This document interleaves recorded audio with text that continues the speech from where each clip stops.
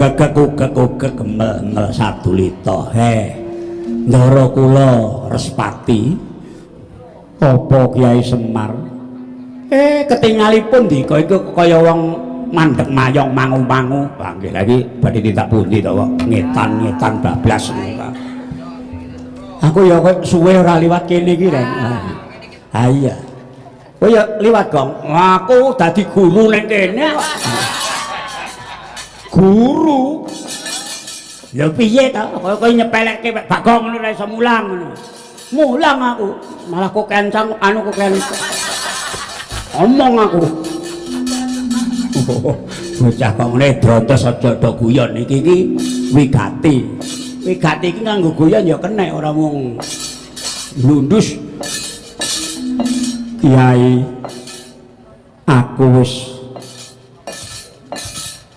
rumangsa bombong marem nggonku mertapa ning Gunung Aswata kene malah nganti diparingi pusaka kadewatan ya kuwi Kiai Bajra lan Kiai Herawana wujude gendhewa lan uga panahe nggih syukur nek kowe entuk-entukane wong tapa ya ngoten niku nek kaya kula anak kula niku entuke napa prihatin wiwit biyen ya mung prihatin tok mergo anak-anak kula sini angel kandan-kandanan niki nggih gorengan truk niki. Garing Petruk kali Bagong. Anggere metu njaluk sandangan anyar, metu njaluk sandangan anyar. Anggepe apa? Anggere metu kok mesti anyar. Ha teknon mumpung kok. Mumpung iso gawe sandangan kok ya men. Kok do ora enek kucire mung diblangkoni ora ketok. Nek Petruk wangun mergo gedhe dhuwur lah kok kowe kuwi kecintak-kecincuk sikile ngono dadak nganggo jarik nganggo rompi nganggo blangkon barang wangun-wanguno ya semen diteno sak rombongan iki nek padha mesti apik ning nek dhewe-dhewe ambak mung sak iket nek kembar kuwi apik ning nek corake iki dhewe-dhewe ngono disawang wong ya kaya mesake sing ditutke ana ngarepke apa ora tau nggatekke karo sing bingung. Ning aku anggere nyawang rombongan liya ki anggere iket blangkone iki mraji-mraji terus corekane iki padha niku genah cetha nek kuwi dipikir karo pengarepe. Maka bapak kuwi karo anake nukoke dadak diitung barang. Kowe blangkon sitoke somben nek ning mungkung dilongi 50. Oh alah dinyangi wae urung kok wis diancam arep dilongi 50. Mula wong sing nrimo kaya aku ngono lho. Aku saiki bareng bali kampung. Aku wis ketok mbreset aku. Ya le ya. Aku ndemen tak rewangi ngabdi kobong sarungku. Ya le. Lah niki wekasanipun lajeng kados pundi kok mboten kundur dhateng Pantirejo. Pantirejo ngendi lho halah kae kono kae. Cedhake glonggong. Lengkong kok glonggong. Oh aku lengkong lak kono, glonggong kono.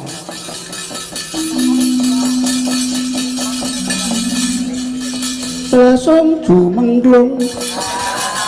Senengane moden. Moden oh plumpung. Lumpung kok glonggong.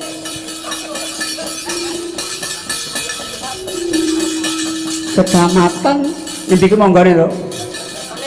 Pantirejo. Pantirejo Kabupaten Madiun. Madiun nek kene ora nek Madiun iki Gunung Aswata, pertapane Sang Penemban Respati kuwi Gunung Aswata. Lah rada ngisuwur kono eneng Pomahan kuwi jenenge Pantirejo. Oh iya ya wah ya.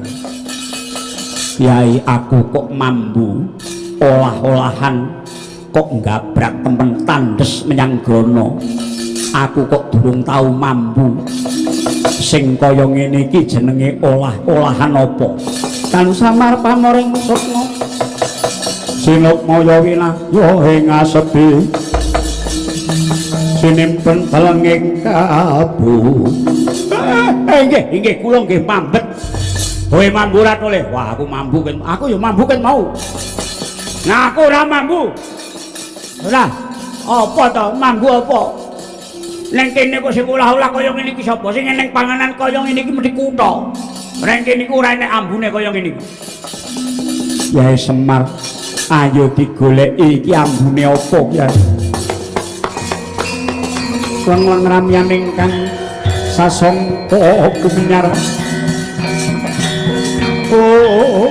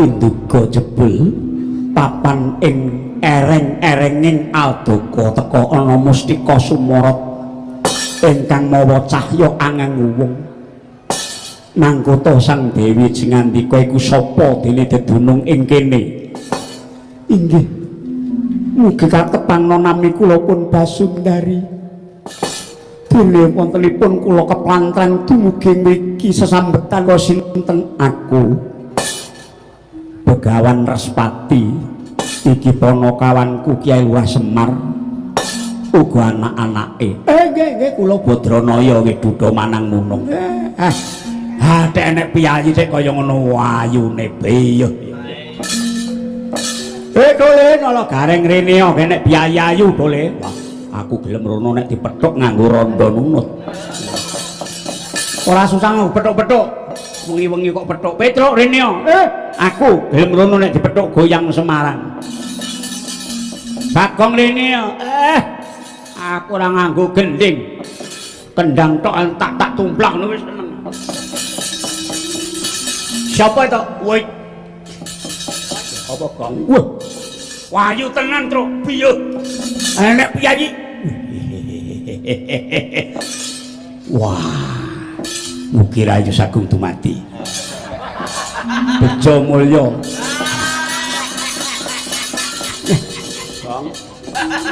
wah jan-jan agek karo wong ayu kaya ngono Gong ayo ya ki mung piye iso ning kene iki lara-lara piye ayo ngrungokke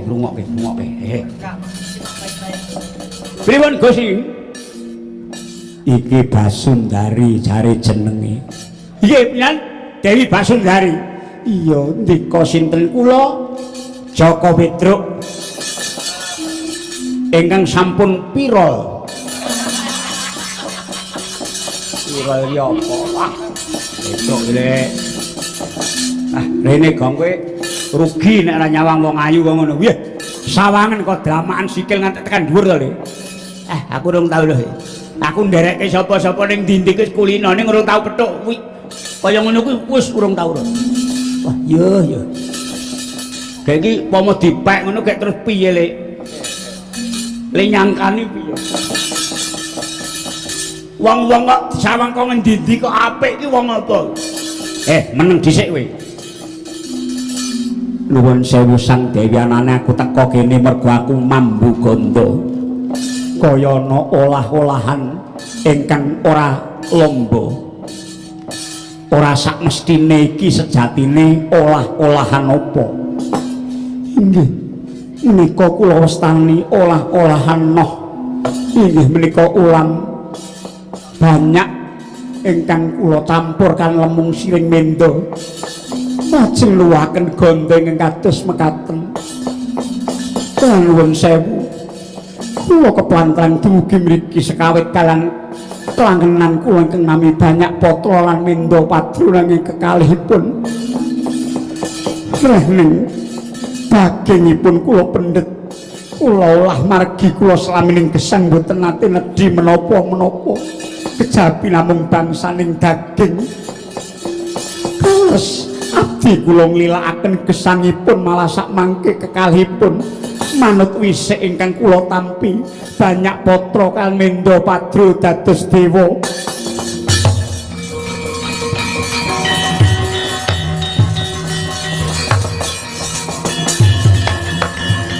jagat dewa Bathara ing atase ngoning-ngono kang wujud kewan saiki dadi dewa merga saka asih lan setyane menyang bendarane inggih penembahan lajeng kepareng kados pundi ya aku mung mambu ganda kang kaya mengkene ora ngira babar pisan jebul ing kene ana mustika ingkang sumorot ingkang ing jagat tanpa tintang aduh sang dewi banjur sira bakal menyang endi kula namung kesah separan-paran mboten kadosa sisaing manah kula dene lunga tanpa juntrung penemban ketang upamita kula pecah wonten ngriki badhe kula lampahi kula lila pecah wonten ing papan mriki awit kula namung kantun bagan sapata penemban hirem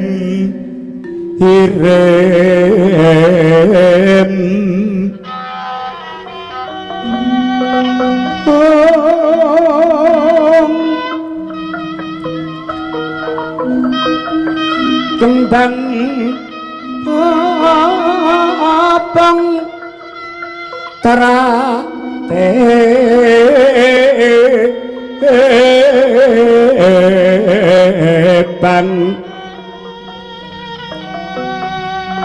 rayungan wong malangkung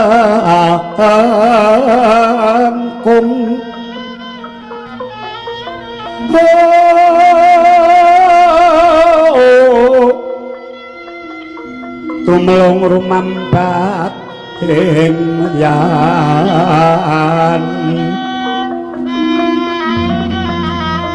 besemu kang mawura haras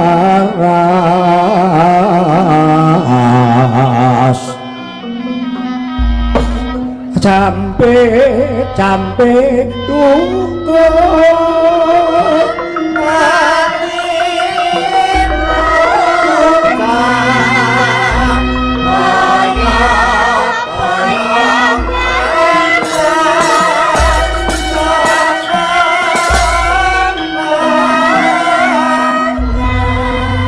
sang mustika sumorot Yayi Dewi Basundari aja nganti sira teka pati wong ayu bareng pun kakang sumurup soroting netranira ingkang kaya mangkono najan tokebekan luh ingkang kaya tangkis dadal parandene saya mimbuhi sulistyaning warnanira aduh wong ayu aja nganti sira luwih ngampus diri ora prayoga dadine pun kakang saguh dadi pengayomanira uripun kados pundi penemban ora ketang kepiye wae bareng pun kakang sumurup sira Yayi tuwuh prengkuling rasa katresnan ingkang tanpa upama apa sira Yayi kepranan lamun to tak pundhut garwa aduh mbak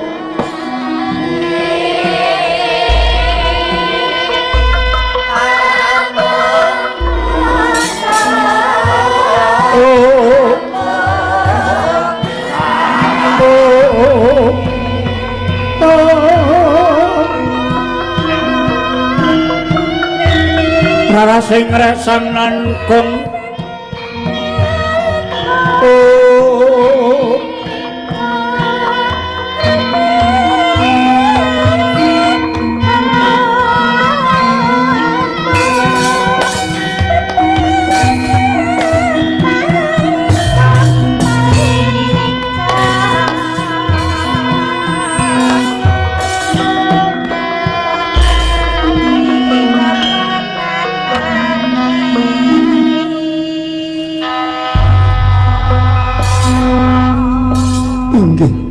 menawi menika tulus saking salebeting manahandika kula namung tansah ndherek kepareng paduka aduh jagat Hyang Agung disekseni bumi langit ucape yati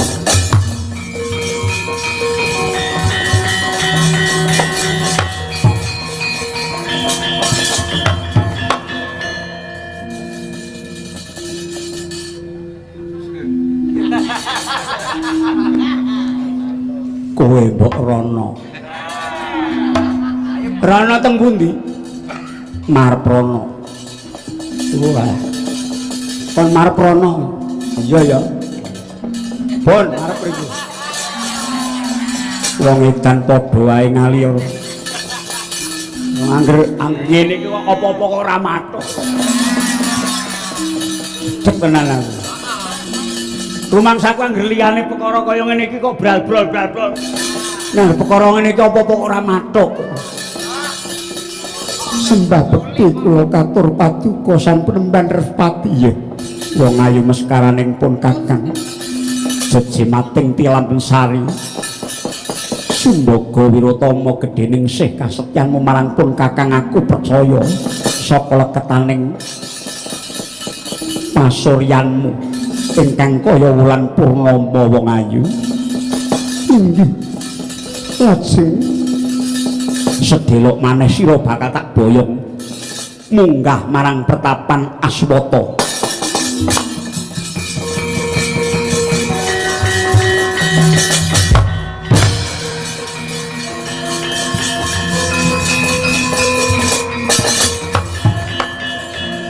piye to iki kok ketoke kok piye ngono iki kok aduh kowe dipondhong nyemot Rono hakone entuk-entukan awake dhewe cokoti lemut karo walang sangit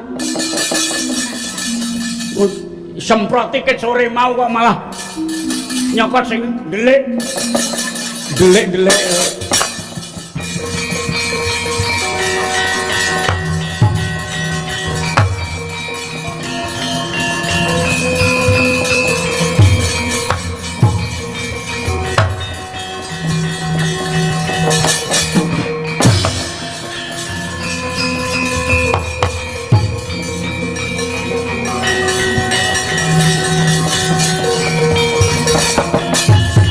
Undang kancing langit kelap-kelap katon lirkin canging alis Prisang mawe gandrung sabarang kadulu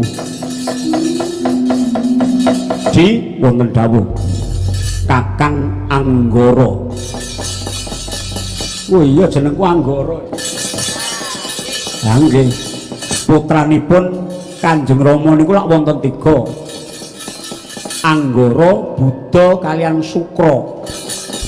Ayo. Aku nek suwe-suwe iki mesake. Enek wong tuwa kok ora tau ditunggoni iki piye? Aku lak diutus supaya sowan bapak. Lah iya. Ha wong pancen anak wis gerang-gerang upama ora ditiliki ya lumrah. Beda karo anak cilik. Ha ning dikepiye wae aku karo kowe wong telu ya anak lho iki.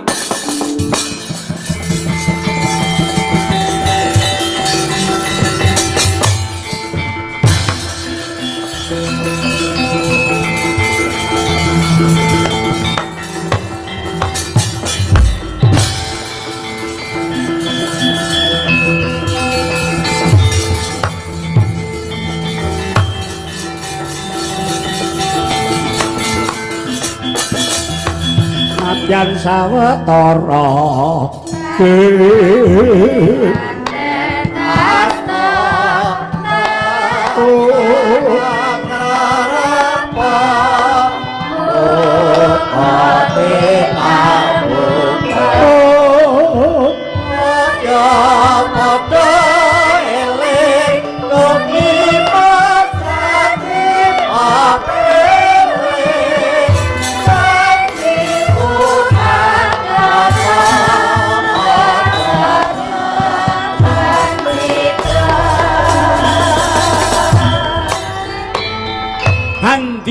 dina muhung anggung karon sih risang kekalih nenggih Respati miwah Basundari kaya-kaya donya mung duweke wong loro dasar wasis hanggene olah asmara sang Begawan Respati kaya rumangsa marem entuk jatining pemarem dene kagungan garwa ingkang sulistyaning jagat tanpa timbang kedhap kacarita nalika semono dupi kawis tinggal ing netrane Begawan Respati ana nom-noman ingkang prapta ing kono sigra ingkang garwa jinunjung lirebetaking tilam sari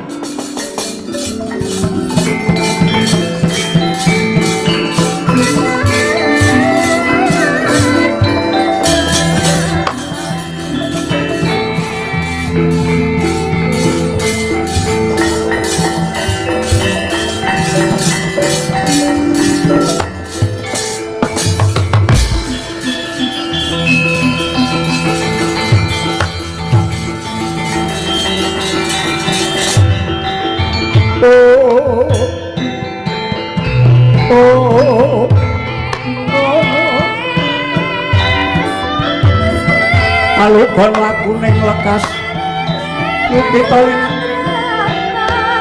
gadung kadalengan omong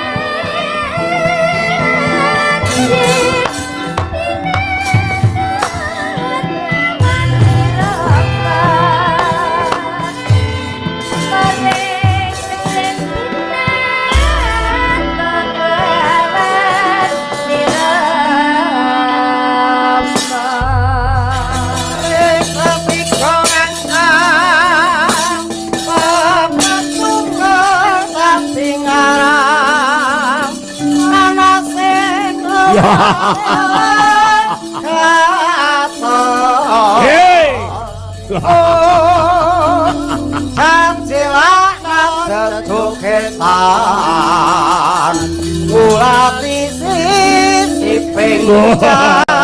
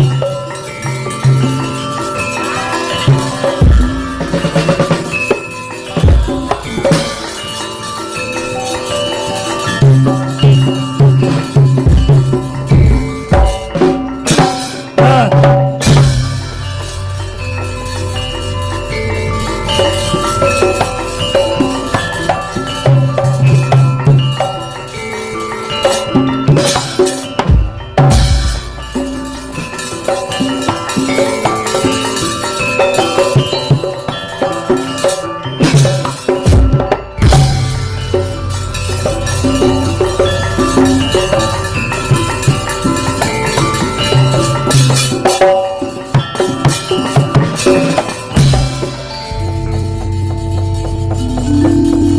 konjeng langit kelap kelap katon luar kencangin ngawes risa maweh gandro sabarang katuluke boyak mayek latala ya Patih kula wonten dawuh Patih Candra Munandriya kula wonten pangandika Prabu Kaliwon ya Prabu Kliwon ya Prabu Mancawarna wah nggih nyawang dulur-dulurku para harya jenar langking wah nggih sedaya sederek nika iya wah hebat niku tembung napa wah aku seneng ana ing negaraku iki wis ora kurang suwiji apa mung emane aku sih duwe kekayuan sing durung keturutan ya kuwi Nabi Dewi Basuwati nadyan wis dadi bojone Prabu Palindriya Rating Medang Kamulan sing biyen-biyene Begawan Respati dadi Prabu Palindriya duwe bojo Basuwati sing ayune tumpuk undung wah inggih menapa paduka tetep badhe garwa Dewi Landhep inggih Dewi Basuwati ya tetep ora kendho lantaning atine Prabu Kaliwon wis ora bisa sinayudan maneh aku nonjok layang marang Prabu Palindriya wis ora digelape babar pisan aduh Koko Prabu menawi ingkang rayi sedaya para harya namung cumadung dawuh kepareng paduka Kanjeng Koko Prabu. Nggih, nadyan kadawana nyabrang segara Latu kula mboten badhe minggir. Nggih. Sepinten bangganipun negari Medang Kamulan. Menawi rayi paduka tetiga menika ngrubut wonten ing negari Medang Kamulan tartamtu badhe jebol. Bagus. Yen pancen mangkono. Tetek natimu waton lalang dawana padha nyekel gaman. Rawe-rawe dirantas malang-malang diputung. Nggih, kula ngestaken dawuh bumi gunjing langit kaplap katon. Lir kencanging sang mawe gandrung.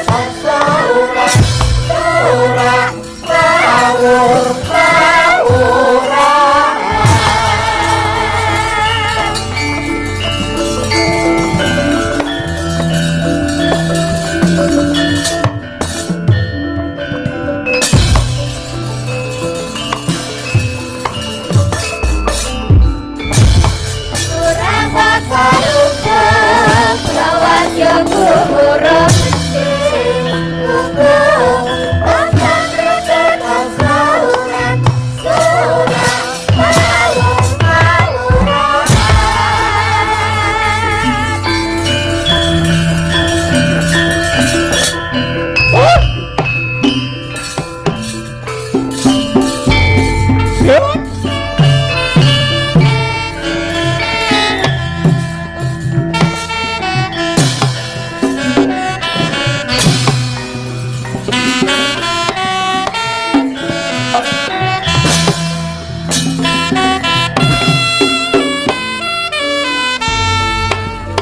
cho kênh Ghiền Mì Gõ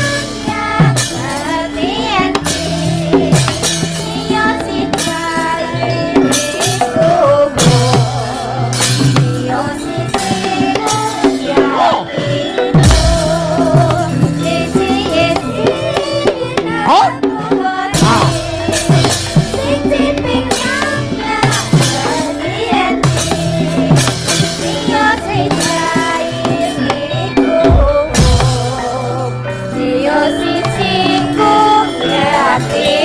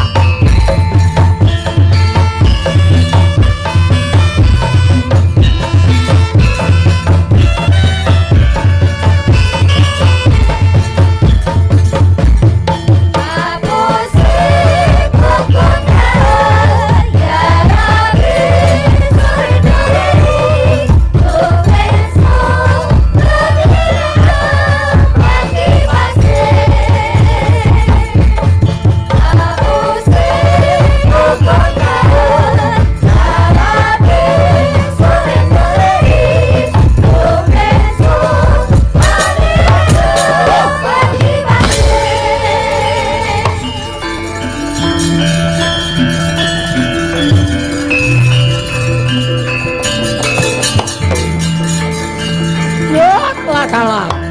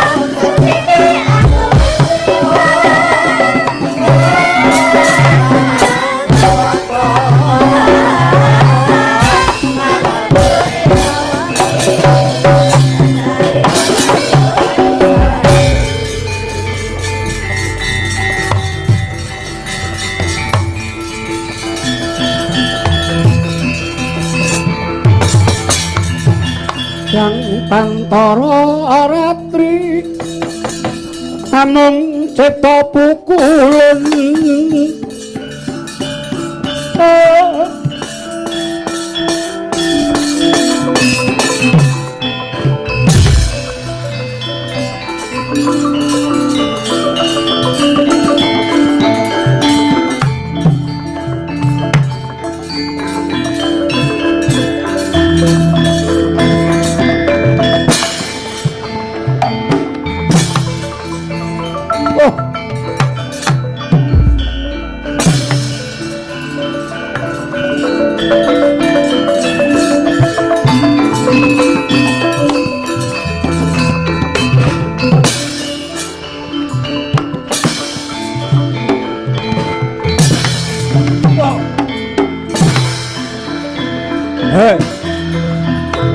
Prabu Palindriyo wong medang kamulan siyoga jagang jero beteng kandel iki ana tur kamarungsit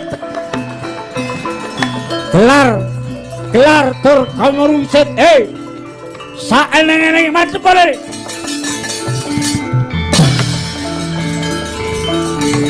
yo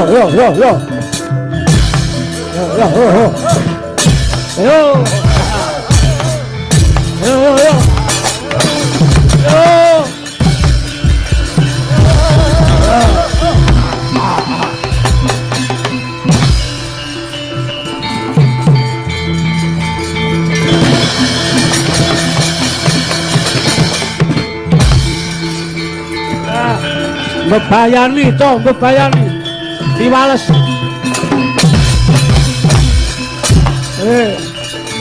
maju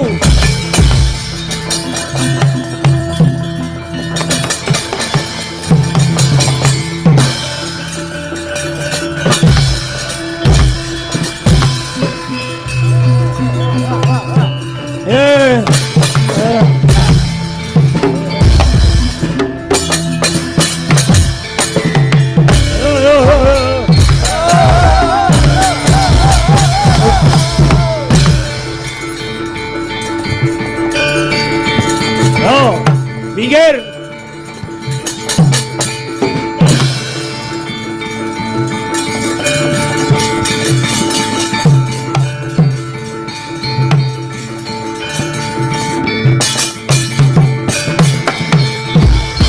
Rido mawur mangawur-awur-awuran mengarane ngajure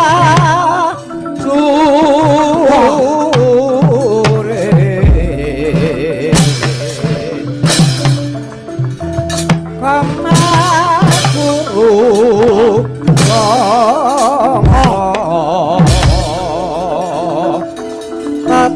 kaya busura pertanding kurang esti kata ingkang gocol ayu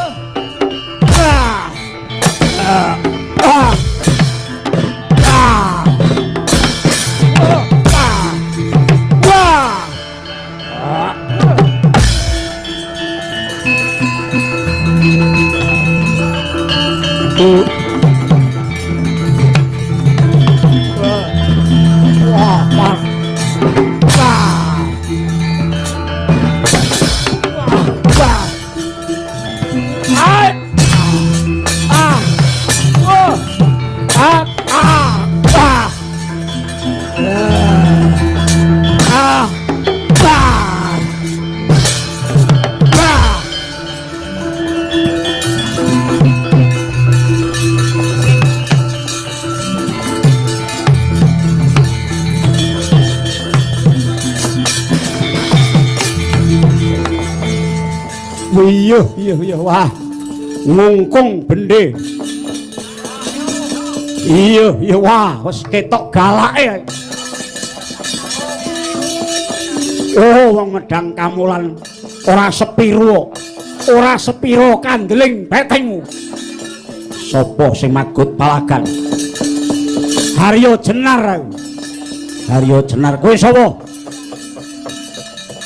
Kakon marang aku. Raden Buta. Pernah apane karo Palindriya? Aku anake lanang. Wah, parat. Mula kok prae-praeane memper-memper ngono. Mung sandangane sing beda.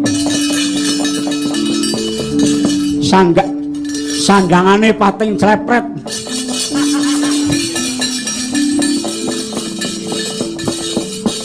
Beda karo dulurku tuwa Prabu Kaliwon, ya Prabu Mancawarna. Wah, sandangane gemebyar tur alus. Rasah pamer sandangan. Nyawamu pamerno rene, bangsa telek. Maju aja ketok gulumu e.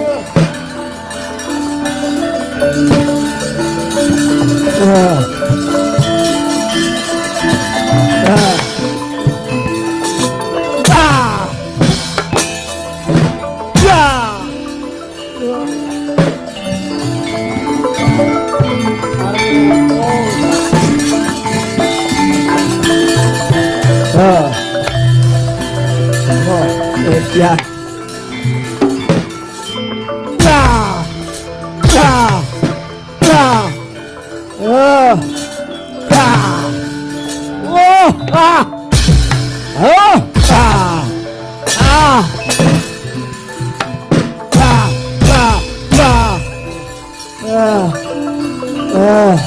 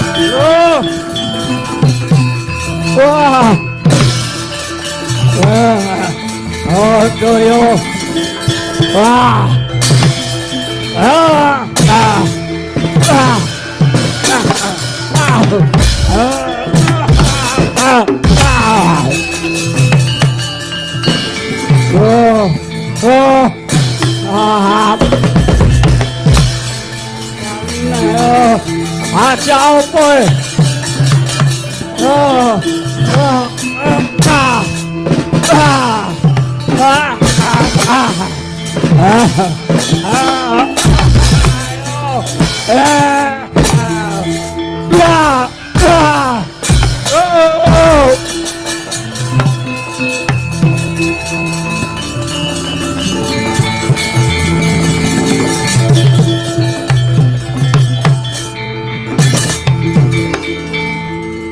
Kedong apa wi?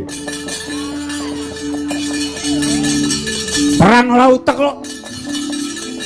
Ki sapa bengok sora? Prabu Mancawala ya Prabu Kliwon. Maju tak nggo gateng das wah parat. Ora ngerti aku ratu galak-galake wong. Galak karo ora iki didelok saka brengose iki. Wah iya ya ketoke galak. Terus sandangane kok luwes men. Rasa mrodo aku. Sing tak prodo mung raine.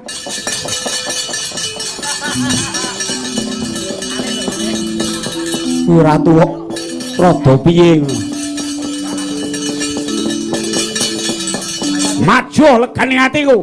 Endi jare anak Palindriya? Aku Anggara Buddha karo Sukra. Tak totoki ndase siji-siji bangka kabeh.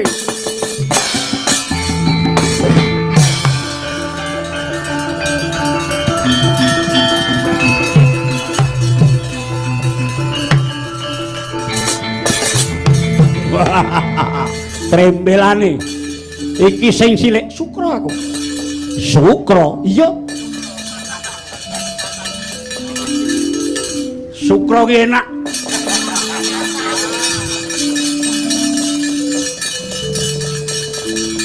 Bapakmu kon ngetok rene aja anake isih empuk mbon-mbonane. Aku sing ngendhal mestakamu cangkem elek.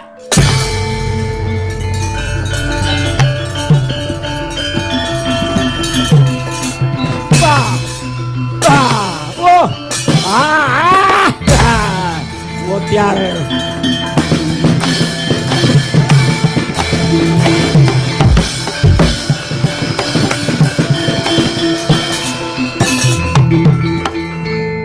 Kowe arep ngopo? Ngeliko tekan ngendi mutar kowe?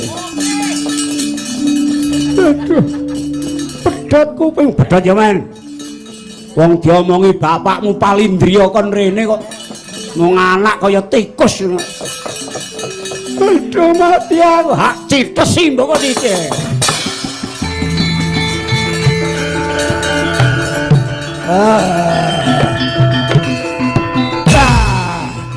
Oh. Wah.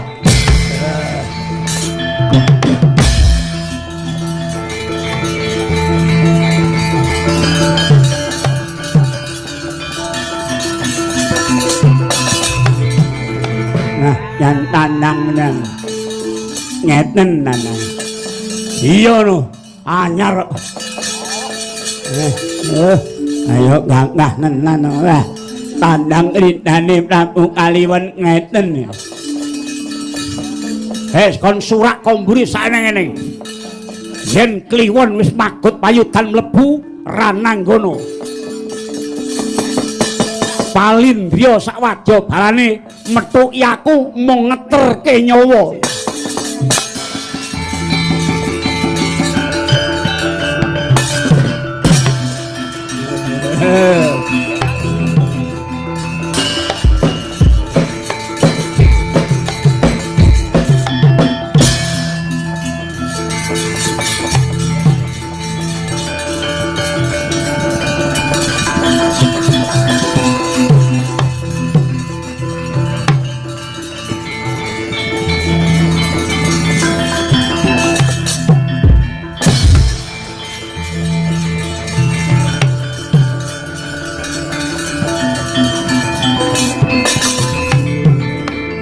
Rama Prabu ana panggara nggih payudan kebekan manungsa jajalanat sakmangke negari paduka sampun meh bedah Rama ya jagat dewa bataraning sukma ora pati nduga mung teka nganti teka semono pangamuke Prabu Mancawarna ing atase barisan wis dipasangi agul-agul pangembating para senopati klebu anakku telu Anggara Buddha karo Sukra teka ora bisa mbingkas karya aduh Rama sekawit prajurit wadya balanipun Prabu Kaliwon sami keseser nanging dumadakan boten mrusan kaning bilai Prabu Mancawarna nggih Prabu Kliwon piyambak ingkang nyarirani satemah ngamuk punggung Suratantaha nirbaya nirwikara sakmangke dadal barisan saking medhang kambulan saking pangintening raos kula bilih paduka Kanjeng Rama Dewaji mboten magut wonten ing palagan kinten kula negari medhang kamulun badhe rebah kasulayang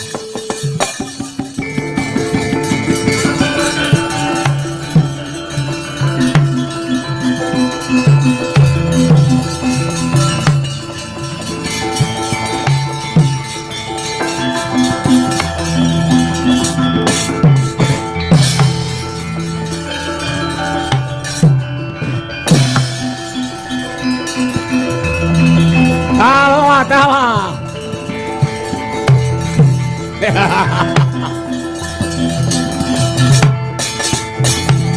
Kakyatri sang kapirang urinang ko kinempit dosa ngertnaning pawono Palindriya kuwi ya dasar kepara nyata Prabu Mancawarna teka nista temen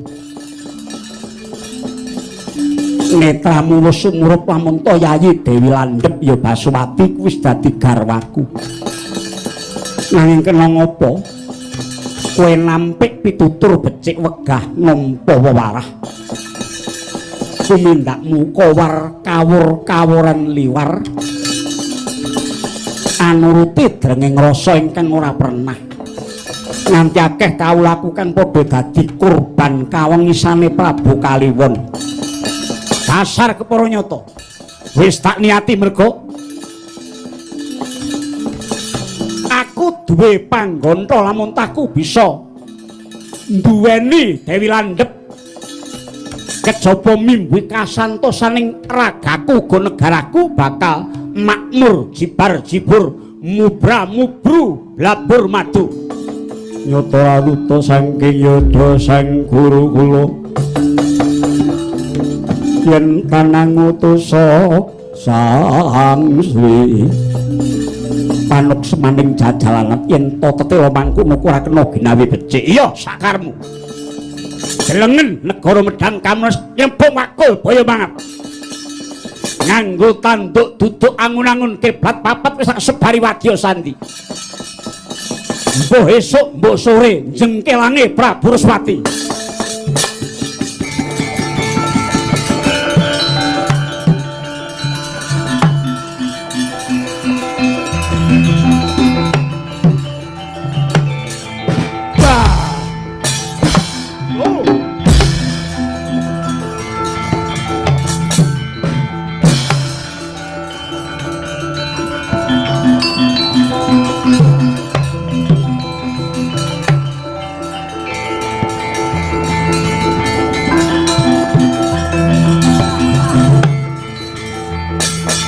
Yo.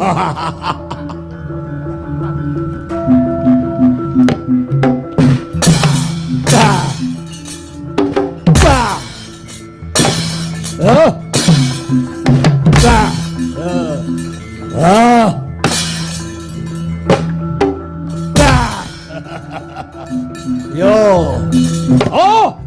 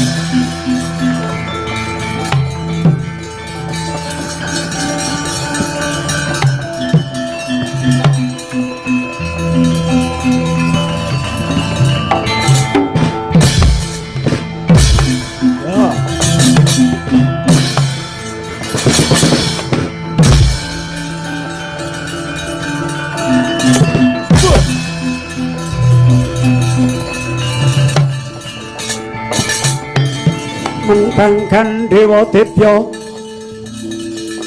Kunta marcu kadeng Paryanyo kumuning Kang Trisula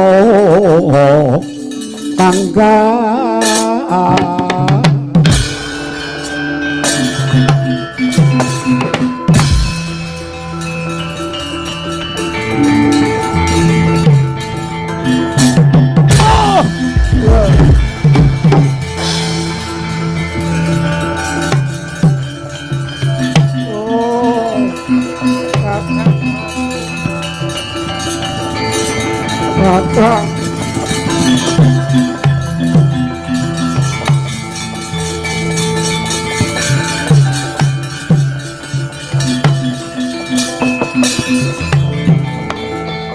kaya tinuntun jagate Prabu Palindriya dupi Prabu Kaliwon wis rubuh Rayinata tetiga ingkang wis ngrubung kunarpane Sang Prabu Kaliwon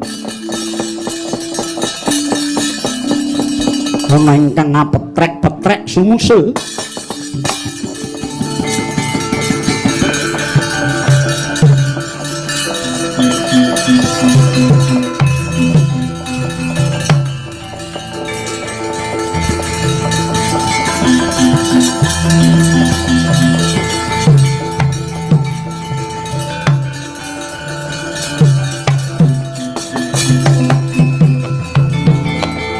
daya luwih saka anggane Sang Prabu Respati ya Sang Nata Prabu Palindriya